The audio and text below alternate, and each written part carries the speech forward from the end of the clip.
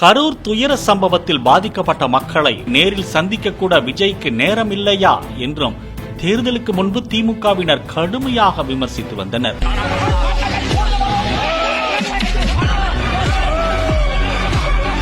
தேர்தலில் வென்று தமிழ்நாடு முதலமைச்சரான பின்னர் தான் நேரில் பார்க்க வருவதாக கூறியிருந்தார்.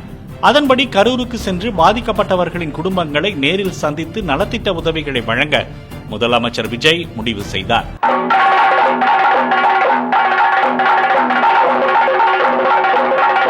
கரூர் கூட்ட நெரிசல பாதிக்கப்பட்ட குடும்பங்களை முதல்வர் விஜய் சந்திக்கிறதுக்கு தடை கோரி திமுக தொடர்ந்த இடையீட்டு மனுவை விசாரணைக்கு ஏற்காம தள்ளுபடி செஞ்சிருக்காங்க உச்சநீதிமன்றம்.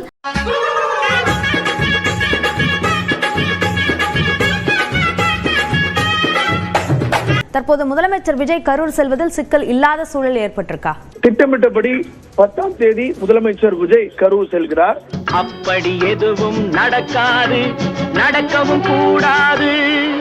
முதல்வர் விஜய் குற்றஞ்சாட்டப்பட்ட நபரா இல்ல, பாதிக்கப்பட்ட குடும்பங்களுக்கு உதவி செய்யறது எப்படி சாட்சியங்களை கலைக்கக்கூடிய செயலாகும்னு நீதிபதிகள் கேள்வியை முன்வச்சு இந்த வழக்க விசாரணைக்கு ஏற்க மறுத்திருக்காங்க. நீ என்ன விளக்கம் சொன்னாலும் அதை ஏற்றுக்கொள்ள என் மனம் மறுக்கின்றது. உனக்கு பரிசும் கிடையாது, ஒன்றும் கிடையாது, உதைப்பதற்குள் ஓடிவிடு. முதலமைச்சர் விஜயை கரூர் கூட்ட நெரிசல் வழக்கின் அக்யூஸ்ட் என கூறிய திமுக மூத்த வழக்கறிஞர் ரஞ்சித் குமாருக்கு உச்சநீதிமன்றம் கடும் எதிர்ப்பு. மோத்தா உன்னை பெத்தாலா இல்ல யானை கக்குச்சாடா, நான் கேட்க மாட்டாங்க, அறிவு வேணாங்க. இந்த வழக்கில் முதலமைச்சர் விஜய் எஃப்ஐஆரில் குற்றவாளியாக சேர்க்கப்படவில்லை.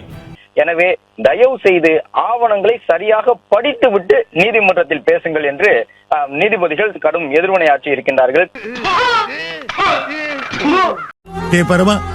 படிடா, ஒழுங்கா படிடா.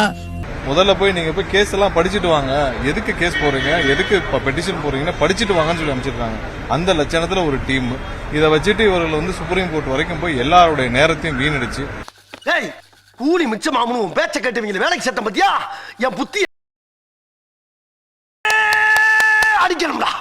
அது மட்டும் இல்லாம கூடுதலா என்ன சொல்லியிருக்காங்க அப்படின்னா, இந்த வழக்குல உச்சநீதிமன்றத்தை அரசியல் மேடையாக மாற்ற வேண்டாம், உங்கள் சண்டைகளை நீதிமன்றத்துக்கு வெளியே வைத்துக் கொள்ளுங்கள் என்றிருக்கின்றனர் உச்சநீதிமன்ற நீதிபதிகள்.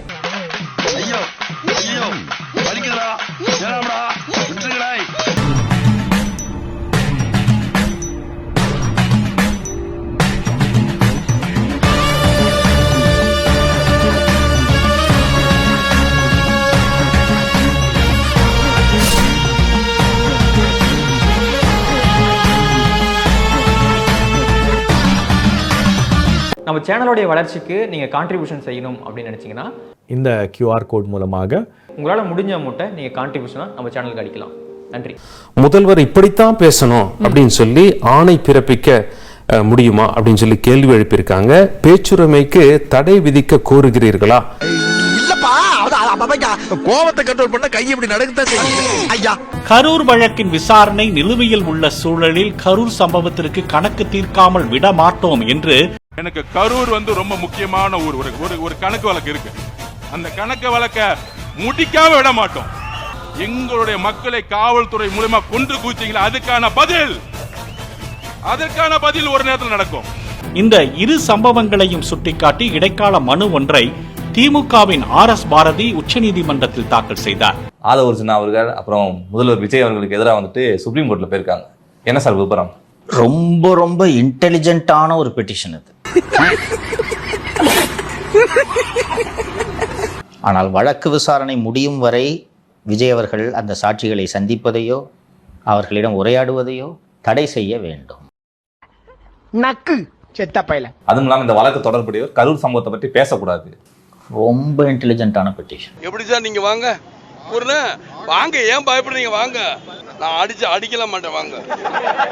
பாதிக்கப்பட்ட குடும்பங்களை சந்தித்து அரசு ஆணைகள் மற்றும் கருணை அடிப்படையிலான பணி நியமனங்களை வழங்க உள்ளதாக குறிப்பிட்டிருந்தார். CBI விசாரணை நிலுவையில் இருக்கும் இந்த சூழலில் இந்த சந்திப்பு சாட்சிகளை பாதிக்கலாம் என்றும் அச்சம் தெரிவிக்கப்பட்டது.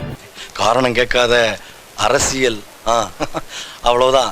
இன்னமும் அவரை கரூருக்குள் செல்ல விடாமல் என்ன செய்யணுமோ திமுக அதை செஞ்சுட்டு இருக்கு. இப்போ உங்களுக்கு புரியுதுல, இன்னைக்கு முதல்வராக இருக்கும் பொழுதே அவரை கரூருக்கு செல்ல விடாமல் என்ன செய்யணுமோ அதை அவங்க உடனே செய்கிறாங்க. நாங்கள் அப்போ முதல்வராக இல்லாத பொழுது போன வருஷம் எப்படி இருந்துக்கும் நீங்கள் யோசிச்சு பாருங்க.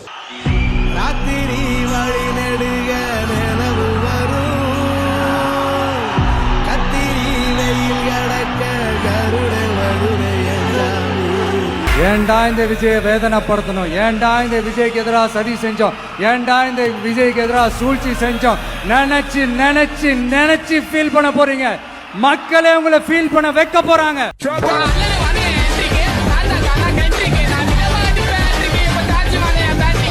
அப்போது கரூர் சம்பவத்தில் விஜயும் ஒரு குற்றவாளி என்று கூறிய வழக்கறிஞர் ரஞ்சித் குமார், அவர் பாதிக்கப்பட்ட மக்களை சந்தித்தால் அது வழக்கின் சாட்சிகளை பாதிக்கும் என்றார்.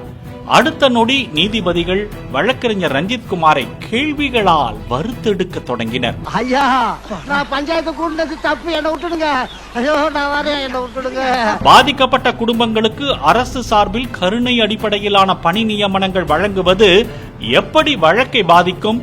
இந்த வழக்கில் முதலமைச்சர் விஜய் எஃப்ஐஆரில் குற்றவாளியாக சேர்க்கப்படவில்லை. அப்படி இருக்க எப்படி அவரை அக்யூஸ்ட் என்று தவறான தகவலை நீதிமன்றத்தில் தெரிவிக்க முடிந்தது?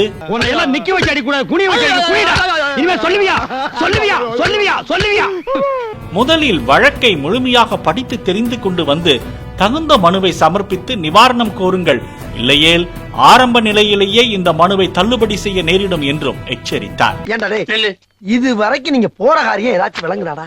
பஸ்ல இருந்து பஞ்சாயத்து வரைக்கும் செருப்படி வாங்குறீங்களே, அப்புறம் எதுக்குடா உங்களுக்கு இன்னும் இந்த வரட்டுக்கு வருவான்? மனுவை தள்ளுபடி செய்ய நீதிபதிகள் முற்பட்ட நிலையில் திமுக தரப்பு வழக்கறிஞர் ரஞ்சித் குமார், ஐயா, மனுவை வேறு சட்ட வழிமுறைகள் மூலம் அணுகுகிறோம் என்று அனுமதி பெற்று மனுவை திரும்ப பெற்றுக் கொள்வதாக தெரிவித்தார்.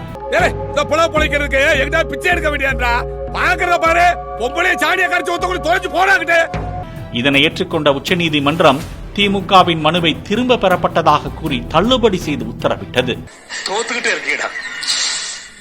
இந்த நிலையில் திமுக ஆட்சி காலத்தில் கரூருக்கு செல்ல விடாமல் விஜயை தடுத்த திமுக இப்போது நீதிமன்றத்தின் மூலம் தடுக்க முயற்சிப்பதாக அமைச்சர் CTR நிர்மல்குமார் குற்றம் சாட்டியுள்ளார். நீ நல்லா இருக்க மாட்டடா, நல்லா இருக்க மாட்டா. வாங்க தங்கச்சிங்களா, அந்த வழக்கு பார்த்துட்டு வாங்க அந்த பக்கம். இந்த வழக்கின் விசாரணை நடைபெற்று முடியும் வரை முதலமைச்சர் கரூருக்கு செல்லக்கூடாது. அரசு வேலைக்கான உத்தரவாதம் மற்றும் 10 லட்சம் கருணை தொகை வழங்க இருப்பதாக செய்திகள் வந்திருக்கின்றன. எனவே இதை CBI விசாரிக்க வேண்டும் எனவும்.